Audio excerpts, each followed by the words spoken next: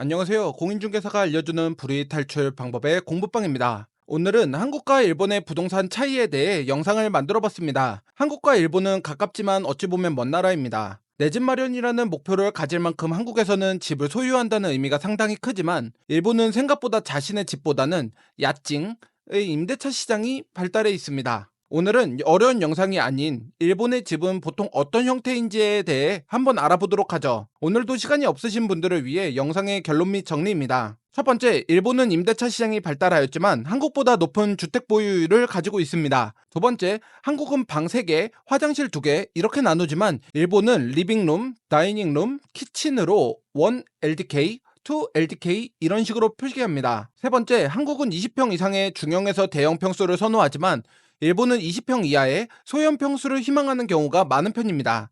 네 번째, 한국은 화장실에 욕조가 같이 배치되어 있지만 일본은 욕실과 화장실이 분리되어 있어 화장실은 건식으로 사용하는 경우가 높습니다. 다섯 번째, 한국의 변기와 다르게 일본은 손 씻는 곳과 변기가 붙어 있는 경우가 있습니다. 이제 일본의 거주 형태부터 알아볼까요? 일본은 80년대 후반부터 버블 경제를 맞은 이후 부동산에 대한 투자의 불신이 시작됐습니다. 그러다 보니 일본의 마이너스 금리나 제로 금리에도 부동산을 구매하지 않고 임대차에 많은 수요가 몰려있고 월세 시장이 발달하기 시작합니다. 그러면 일본인들은 주택 소유를 안 하고 임대차만 많이 하는 건가요? 그 답은 아닙니다. 우리나라보다 아주 조금이지만 일본의 주택 소유율이 조금 더 높습니다.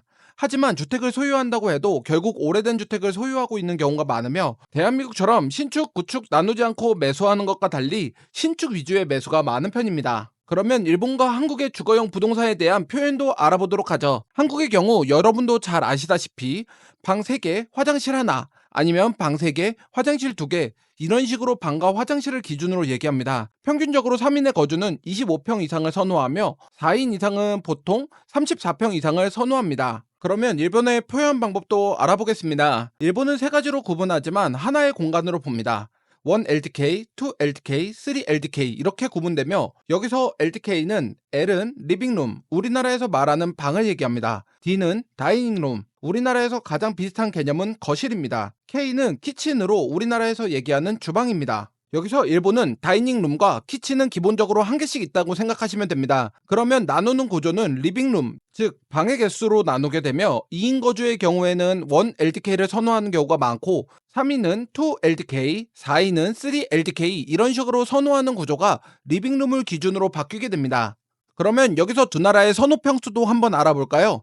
제 고객님들을 기준으로 한국은 2인에서 3인의 경우 평균적으로 25평에서 34평을 선호하는 분들이 많으셨습니다. 한국의 경우에는 거주 인원에 따라 평수가 달라지기도 하지만 인원과 상관없이 자본이 넉넉하시다면 넓은 평수를 더 많이 희망하시는 경우가 많았습니다. 그러면 일본은 어떨까요? 일본은 제 고객님들을 기준으로 2인 이하의 거주 형태를 가지신 분들은 평균적으로 1LDK를 많이 희망하셨습니다. 1LDK에 수납 공간이 많은 집을 가장 많이 선호하셨고 3인 이상의 구성원을 가지신 고객님들은 인원에 따라 하나의 리빙룸이 추가되는 형태로 계산하시는 게 보통적이었습니다. 그러면 4인 거주라고 계산하였을 때에는 부부가 1리빙룸이고 한 명마다 1리빙룸이 추가되는 형태를 가장 선호하셨습니다. 여기서 일본의 집을 구하실 분들을 위해 하나 말씀드리자면 일본과 한국은 면적을 구할 때 우리나라는 제곱미터나 평으로 계산을 하고 일본은 헤베라는 단어를 사용합니다. 하지만 걱정하지 않으셔도 됩니다. 한국의 제곱미터나 일본의 헤베나 단어만 다를 뿐 면적은 똑같습니다. 이번에는 한국의 화장실의 개념과 일본의 화장실 개념을 알아보도록 하죠. 한국은 화장실이라는 개념이 이렇게 되어 있습니다. 변기, 세면대, 욕실 이렇게 모두 다 한 공간에 들어가 있고 습식으로 사용하는 경우가 보통적입니다. 그렇기에 세안을 하시던 목욕을 하시던 용변을 보시던 모두 다 똑같은 공간에서 해결하게 됩니다. 하지만 일본은 한국과 다르게 방금 말씀드린 3가지가 다 다른 공간으로 나눠져 있는 게 보통적입니다. 일본의 호텔을 가보신 분들은 대부분 느끼셨을 텐데요. 욕조가 있는 욕실은 습식으로 하고 세면대에서 세안과 파우더룸을 공용으로 사용하는 경우가 많으며 변기를 놓는 변소에는 정말 변기만 있는 경우가 대다수입니다. 이렇게 두 나라의 화장실이 다르다는 점도 참 재미있는 부분입니다. 마지막은 제가 가끔 초대를 받아 일본의 지인집을 방문해보면 손을 씻으려고 하는데 씻을 곳이 없는 경우가 가끔씩 있습니다. 그러면 어디서 손을 씻느냐?